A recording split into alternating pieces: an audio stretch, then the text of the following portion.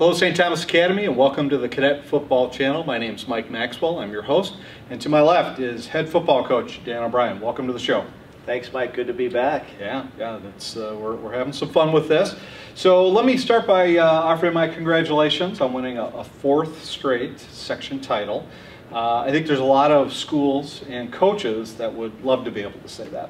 Well, thank you, and you know, I would give the credit to the players. Of course, right. We don't make tackles. We don't, you know, we're far from those days. Right. But the players have done a fantastic job. They've had a great commitment from the day that I got here, and of course the coaching staff. I think that's where a lot of the credit falls, as well as on those two groups. The players for what they do and their hard work and effort that they put in, and to the coaching staff. I've got what I think is the best coaching staff in the state of Minnesota. So I'm fortunate that way, and we'll give those guys a credit. Good, good. That's awesome. So let's talk a little bit about the game. A very close first half. You went into the break with a 7-0 lead. You scored on your first possession, a really nice drive. And then that would be it. Yeah. You know, a little disappointing maybe to go in with a 7-0 lead. And it wasn't for the lack of offense. You know, in the second quarter you get the ball and you occupy most of the quarter. Tell us a little bit about kind of what went into that. You know, it's interesting. I don't think I've ever been a part of a game where the first half we only had 3 possessions. That was it.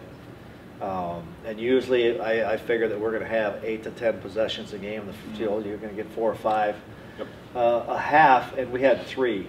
One of those, as you mentioned, Mike, we had the ball for a little over 10 minutes. We went 22 plays, 82 yards, and did not score. So obviously that's disappointment. We had first and goal on the 5. We had a penalty. We were changing personnel groups, so I'll take the blame on that. We were changing personnel groups, and we ended up with 12 men in the huddle, which is a 5-yard penalty. And then we took a sack, and they made a nice play on one and tackle us in the backfield, and the next thing you know, we're sitting back in the 25, and the wind was too much for us to try to kick field goals, I felt.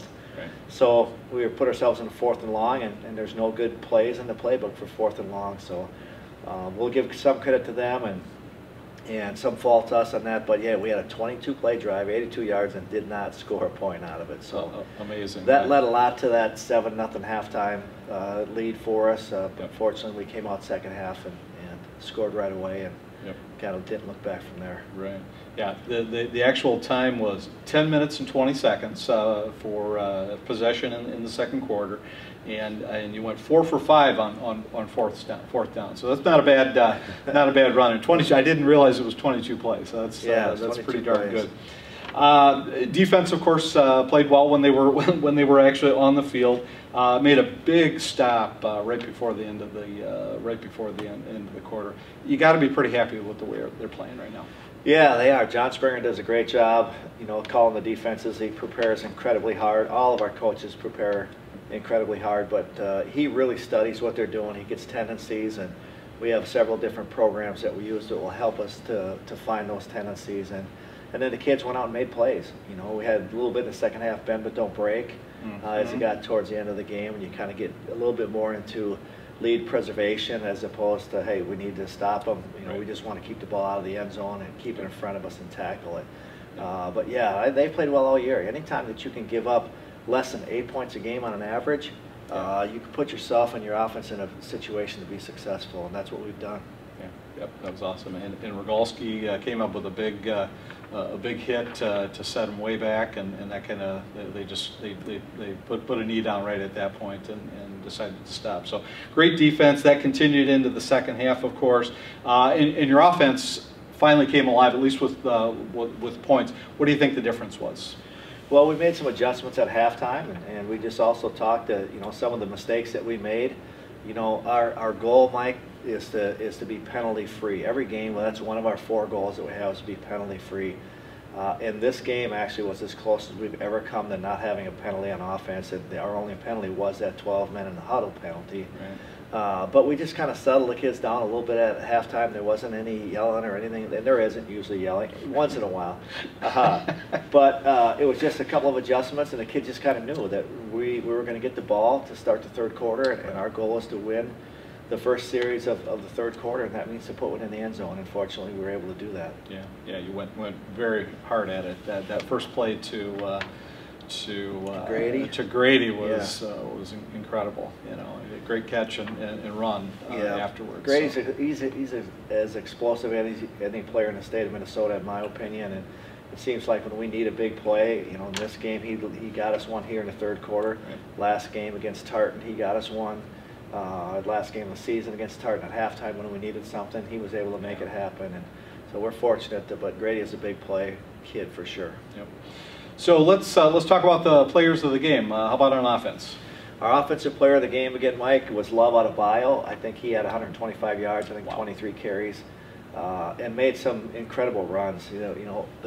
His 125 yards, there was not always holes there for him, but he does a great job of creating holes, and when there isn't a hole at all, sometimes he'll run through some arm tackles. So we're fortunate to have him, and he was our offensive player of the game. Okay, how about on defense? Defense was Nick Bartlett. Nick Bartlett was pretty active. He was active in special teams, but active on defense. He had, I think, 6 tackles and 3 assists or 4 assists, so I think he was close to 10 tackles for the game and made some big plays for us. Of course, had the big hit on the slant where the helmet pops off that kid. Yes, that was pretty incredible. To do that, but those kind of hits sometimes send a message, and so he had a real good game, and he was our defensive player of the game. I watched the replay of the whole game, and his name got called quite a bit, so probably a good choice there. And how about on special teams? Did you have somebody this week? We did. We chose Sam Fulton. Sam Fulton has done a great job on special teams all year long. I think he starts on 3 of the 4 special teams for us, and he led us in tackles on special teams. So Sam Fulton earned the defensive player of the game this week. All right, that's awesome. So with the win, you moved to 10-0, and up next, Mankato West in the state quarterfinals, and they dominated a pretty good Chaska team, 35-0. I'm sure you've watched some film already. Give us your initial thoughts on kind of what they bring. Well, it's a very, very good football team. It reminds me a little bit of the Owatonna team that we faced a couple of years back. Sure. They don't have the running back that the Owatonna had at the time, but they do have a receiver that's a Division I commit to North Dakota State. Their running back is really good. He maybe isn't quite the same as the Williamson kid that year that we played those guys in the championship game, but it's a team with few weaknesses. I really am impressed with their offensive line and their defensive line. That's probably my biggest concern right now is their defensive line. So that's what we're working on this week. We've got to come up with some different schemes and some ways to double team a little bit to try to combat their size and their speed up front. But there's a reason why they're ranked the #1 team in the state of Minnesota, and they really haven't been tested all year outside of a rain game against Mankato East. That was, I think, a 1 or 2 touchdown game maybe. That's about as close as they've played all year long. So. Mike, we had our hands full, but you know what? Our kids are going to be ready to go, and it should be fun. It's 1 versus 2, as we're ranked in the state right now, and anything that can happen in a game like this, and I'm sure that it will. And most likely, the team that comes out on top on Saturday afternoon, Mike, will be the team that makes the fewest mistakes. Absolutely. Will the weather play a bit of a role? Obviously, it's not going to be as nice as it was last Friday night. It's going to be a little colder, mid-30s. Another afternoon game. Does that play a role in how the kids prepare, or just the way they play the game? Well, I don't think in the mid to upper 30s. I don't think that it will. I think if you're talking about you get down into teens or the single digits, or the Shakopee game that we played against Tartan there a few years back. I remember that. Below 0. Those kind of weather days do. I think upper 30s, which I think is where we're supposed to be. Right. I don't anticipate that be an issue. What could be an issue would be wind. Sure. As we saw last Friday night, wind was an issue. But temperature-wise, no. Wind may be a factor, and rain obviously would be a factor for sure. Yep. So anything else you guys are working on this week to prepare for a big game like this? Well, I think there's a mental approach that changes a little bit too. It's playoffs now. Not that every regular season game isn't important, they are, but now it's we're down to there's 8 teams left in the state in our class, and we're fortunate enough to be one of them. So what I talked about yesterday at practice, and I'll continue to talk about, is enjoying the journey. Understand how special it is to make a state tournament, and I don't know that our kids necessarily realize that right now, because we have qualified for a couple of them, 3 of them in a row. Right. So we want them to enjoy that, but we also want them to understand that it does take a little different intensity level to go out and to be successful playing against the top 8 teams in the state. Yep, yep. Well, and I would say you've got you got some history on your side. The last time you played in a state tournament, you played the #1 team in the state in Owatonna and knocked them off. So you've got something to point to that it can be done. It's they're not. It's not an insurmountable kind of a deal. So. A win, of course, would put you in the state semifinals again, and that would be at U.S. Bank Stadium. But you know what? We're going to leave that one right there, and let our boys take care of business on Saturday. So, Coach, thanks for taking some time to talk some cadet football with me today. Oh, it's always my pleasure. Thanks, Mike. All right, look forward to doing it again next week. So, as a reminder, the cadet football team will play Mankato West on Saturday afternoon. Kickoff is set for 3 p.m.